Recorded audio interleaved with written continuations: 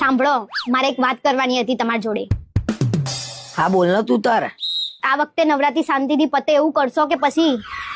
એટલે શાંતિથી જ પતાવવાની ને. કેમ તારે શું કરવાનું છે? મેં તમને કાલે એમ કીધું કે પંખો સાફ કરી આપો, તો તમે મને શું કીધું તું? મને પગ દુખે છે એમ કીધું તું, અને એમાં મેં શું ખોટું કીધું? મને પગ દુખતા હતા તો દુખતા હતા. તો પછી રિયા ભાભીના ઘર આગળ સીરીઝ લગાવવા શું લેવા ચડી ગયા હતા? આ તો એમ કેતી હતી કે હું સુઈ જઉં છું. પણ હું તો જાગતી હતી. હવે કેમ તમારી સિરીઝની જેમ લબુક જબુક થવા માંડી? લે એમાં છે ની બીક? મેં કઈ ખોટું કર્યું હતું બીક? અને રિયા ભાભીના મિતનો તો એવી રીતે હાચવશે ને જાણે એમનો ના હોય.